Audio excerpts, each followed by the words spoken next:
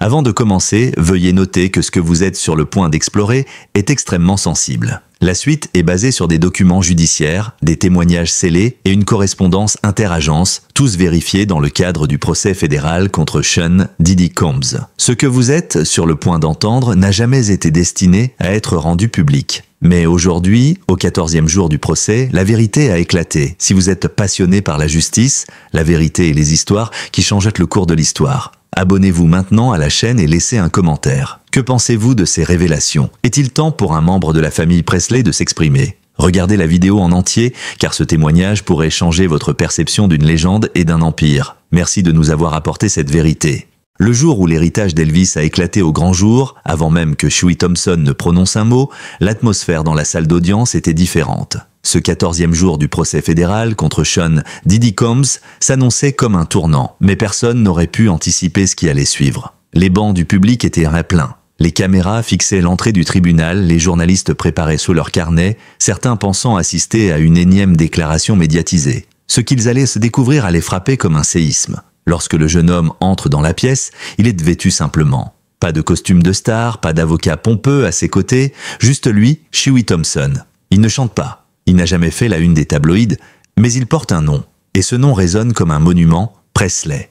Huey est le petit-fils d'Elvis Presley, le roi, légende planétaire dont la mort a été entourée de spéculations depuis des décennies. Devant le micro, il ajuste légèrement sa posture. Et puis il parle. « Je m'appelle Huey Thompson, je suis le petit-fils d'Elvis Aaron Presley. Je suis ici pour dire que mon grand-père n'est pas mort d'un abus de médicaments. Il est mort d'avoir vu ce qu'il n'aurait jamais dû voir. » Le silence dans la salle devient presque oppressant. Personne ne s'attendait à cette entrée en matière. Mais Huey ne s'arrête pas là. Il déroule ce qui s'annonce comme l'un des témoignages les plus explosifs de l'histoire judiciaire américaine récente. Il commence par poser le contexte. Nous sommes au début des années 1970. Elvis Presley est déjà une légende vivante, mais aussi un homme fatigué. La célébrité lui pèse. Les conflits avec son entourage sont fréquents. Son manager, le colonel Tom Parker, exerce un contrôle strict sur sa carrière. C'est dans cet univers tendu qu'Elvis croise la route d'un homme que très peu connaissent à l'époque.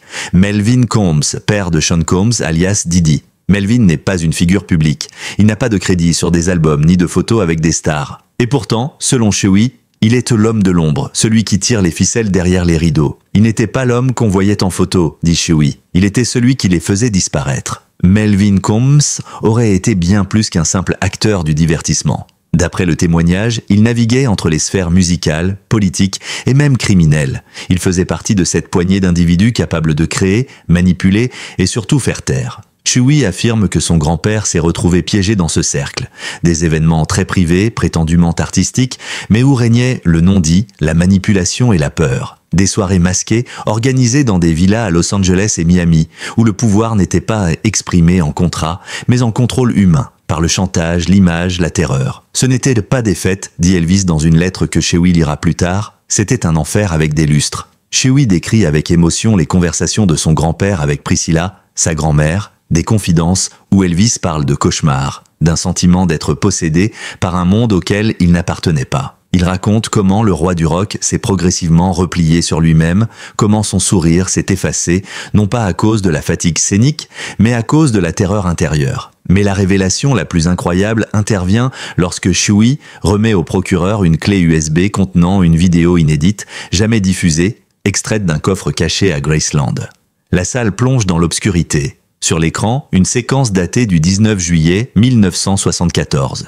Une villa luxueuse en Californie. Des invités en masque, bougeant dans une lumière tamisée, presque cérémonielle, et là Elvis Presley assis dans un fauteuil à cadre doré. Il transpire, il regarde autour de lui. Ses yeux sont perdus. À sa droite, Melvin Combs, ricanant, un cigare à la main. Le malaise s'installe immédiatement. Ce n'est pas une captation d'un concert. Ce n'est pas une répétition. C'est un piège filmé, avec des figures connues, dont certaines encore actives aujourd'hui. Ce que vous voyez ici, dit Huey, ce n'est pas un roi. C'est un prisonnier. Et ce n'est que le début, car derrière ces images, c'est tout un système de corruption, de contrôle psychologique et d'exploitation que Huey s'apprête à révéler. Un système que Diddy, selon lui, n'a pas seulement hérité, il l'a modernisé.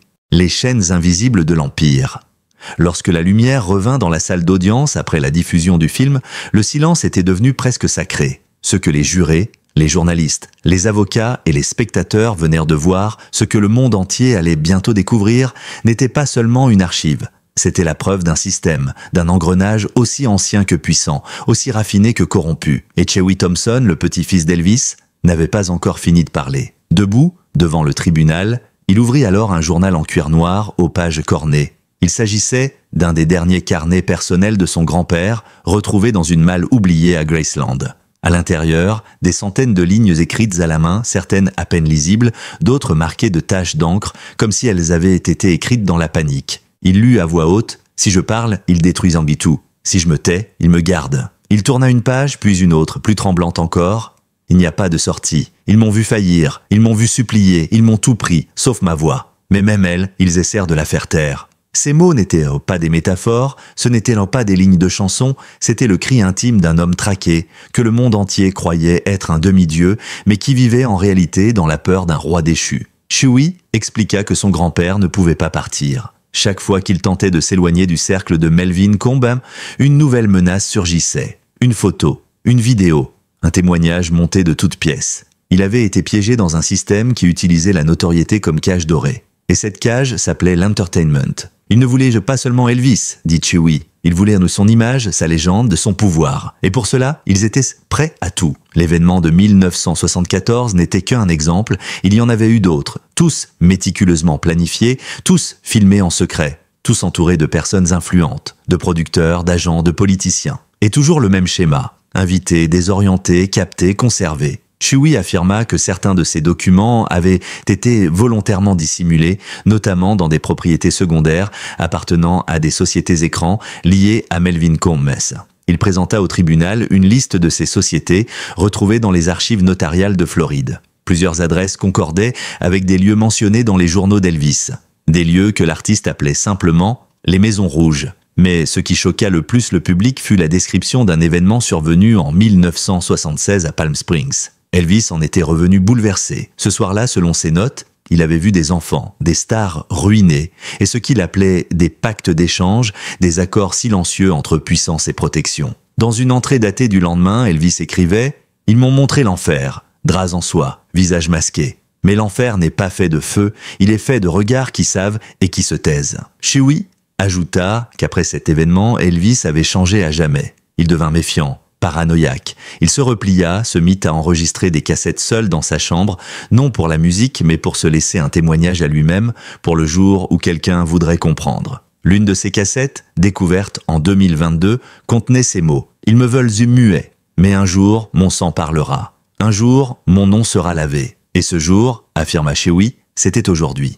Mais ce n'est pas tout, car la malédiction n'était pas finie. Chewie raconta qu'en 2022, il fut invité à une soirée privée à Los Angeles par un célèbre producteur. L'adresse, un manoir dans les collines. Dès son arrivée, un frisson lui parcourut l'échine. L'architecture lui semblait familière, les couloirs, les miroirs, les parfums, c'était la même maison que dans la vidéo de 1974. Je me suis demandé si c'était un hasard, mais quand j'ai vu Didi au centre de la pièce, entouré, rayonnant, j'ai compris, ce n'était pas une coïncidence, c'était une transmission, une dynastie. Puis vint le geste de trop. Chewie aperçut un jeune garçon, pas plus de 18 ans, que Didi agrippait par le bras, le dirigeant vers un couloir fermé. Le regard du garçon exprimait la peur, ce n'était pas du mentorat, ce n'était pas un échange amical, c'était une réplique, un mimétisme hérité. Chewie se leva, il s'approche, il dit à Didi « Lâche-le ». La réponse de Didi fut tranchante « Tu ne sais pas dans quoi tu t'embarques ». Et Chewie, le regard ferme, lui répondit « Tu as remis en marche le même enfer que mon grand-père, mais cette fois, ça s'arrête avec moi ». Un coup de poing. Network Didi tomba. Les gardes restèrent immobiles. Et Chewie quitta la maison sans dire un mot de plus. Il pensait que ce serait la fin. Ce n'était que le début. Héritage sous surveillance, Chewie Thompson pensait que frapper Didi en pleine soirée sous les yeux de dizaines d'invités tétanisés allait suffire. Il croyait à tort que l'action brutale et directe allait en mettre fin à un engrenage vieux de plusieurs générations. Mais dès le lendemain, il comprit que le système qu'il affrontait n'était pas fait de chair et d'os, mais d'influence, de peur et surtout de silence organisé. Le premier signe, ce furent ces 5 appels anonymes reçus au lever du jour. Puis les messages codés, presque absurdes de simplicité. « Tu aurais dû te taire ? Tu viens de signer ton arrêt ? On n'oublie pas. » Des mots courts, froids, mais qui résonnaient comme des balles dans l'esprit de Chewie. Il les balaya d'abord d'un haussement d'épaule. Mais quand sa voiture fut retrouvée vandalisée et qu'un proche reçut un appel simulant sa mort dans un hôpital, la gravité de la situation le rattrapa. « Ce n'était pas un avertissement » déclara-t-il au tribunal. « C'était une stratégie. Ils ne veulent pas m'éliminer physiquement. Ils veulent me détruire de l'intérieur. Ce mécanisme, il le connaissait. C'était le même qui avait conduit Elvis à s'enfermer, à se taire, à s'abandonner aux sédatifs. Chewie savait que la vraie arme du pouvoir, ce n'était ni l'argent ni les balles, mais l'isolement progressif, l'invisibilisation de ceux qui savent. Poussé par la peur et la détermination, il retourna à Graceland, décidé à trouver des réponses. Et ce qu'il y découvrit allait bouleverser non seulement son propre destin, mais toute l'histoire contemporaine de la musique américaine. Dans un coffre en bois massif oublié au fond du studio, il mit la main sur une cassette audio non identifiée, poussiéreuse, sans étiquette. Il l'inséra dans un ancien lecteur à bande. Et là, dans un souffle à peine audible, la voix d'Elvis Presley remplit la pièce. « Si quelque chose m'arrive, ne les laisse pas raconter une autre version. Ne les laisse pas dire que c'était les pilules ou le chagrin. Ils m'ont pris dans leur filet. Melvin m'a dit que son fils régnerait un jour, que je serais une note de bas de page. » Cette confession, enregistrée dans la solitude, probablement en pleine nuit, brisa Chewie. Il comprit que son grand-père n'attendait pas seulement qu'on le défende, il espérait que quelqu'un, un jour, ait le courage de dire ce qu'il n'avait pu hurler. C'est à ce moment qu'il décida de contacter un procureur fédéral. Il apporta avec lui non seulement la cassette, mais aussi les carnets, les lettres, les journaux, et surtout, un document compilé par un détective privé qu'il avait engagé en secret après l'incident avec Didi. Ce document contenait des captures de messages internes échangés entre plusieurs collaborateurs proches de Didi. Des conversations évoquant une gestion de crise, une désactivation de la menace Chewie. Le passage le plus glaçant, une ligne lue en pleine cour par le procureur devant une audience bouche bée. Si ce gamin fait le lien entre Elvis et le blueprint original des Freak-Off, on est mort. Il faut le réduire au silence, le discréditer, le briser. Un murmure monta dans la salle, une jurée mit la main devant sa bouche, une autre détourna les yeux. Il ne s'agissait plus simplement de défendre une légende ou d'attaquer une autre. Il s'agissait d'un système de gestion des vérités gênantes, parfaitement huilé, documenté, financé. Chewie ne s'arrêta pas là. Il sortit alors une lettre manuscrite, jamais envoyée, retrouvée dans une boîte cachée dans la cave de Graceland. Elle était adressée au FBI, datée de 1975. À l'intérieur, une liste de noms, Clive Davis, Quincy Jones, Russell Simmons. Et en bas, une phrase griffonnée en lettres serrées. Melvin dit que son fils contrôlera tout. Cette phrase, comme un avertissement prophétique, sonna comme le dernier clou dans le cercueil du mensonge. La lettre fut authentifiée. L'écriture était bien celle d'Elvis. L'enveloppe, cachetée, jamais postée. Par peur, par résignation, personne ne le saura jamais. Mais une chose était certaine, Elvis avait voulu parler, et il avait été empêché. Enfin Chewie projeta une photo en noir et blanc, montrant un garçon de 9 ans dans un couloir marbré. Ce garçon, les experts l'identifièrent formellement, Sean Combs, le futur Didi. Le lieu, le même manoir filmé en 1974, le choc fut total. L'image en disait plus que 1000 pages de témoignages. Didi n'était pas l'héritier d'un empire trouble. Il en était le produit, le prolongement vivant. Il n'a pas recréé ce monde, déclara Chewie, il y est né. À ce moment précis, Didi, jusqu'alors impassible, confiant, voire moqueur, baissa les yeux. Sa mâchoire se crispa. Ses mains tremblèrent, le vernis s'effritait. Le roi était nu. Le chant brisé du roi. La salle d'audience, jusqu'alors suspendue à chaque mot de Chewie Thompson, semblait soudain retenue par une gravité invisible. Ce n'était plus simplement une affaire judiciaire. Ce n'était plus un témoignage de plus dans un procès surmédiatisé. C'était devenu une guerre de mémoire. Et Chewie, d'une voix calme et déterminée, s'apprêtait à livrer le dernier acte de cette guerre. À la demande du juge, il s'approcha une dernière fois du pupitre. Cette fois, il ne portait ni lettre, ni journal intime, ni cassette. Il tenait une enveloppe scellée, qu'il ouvrit lentement, comme on ouvre un cercueil symbolique. À l'intérieur, une transcription, établie par un détective privé mandaté par sa famille. Ce document résumait les mois d'enquête, les vidéos visionnées, les témoignages silencieux récoltés dans l'ombre. Mais c'est une seule ligne, au bas de la dernière page, qui allait figer la salle entière.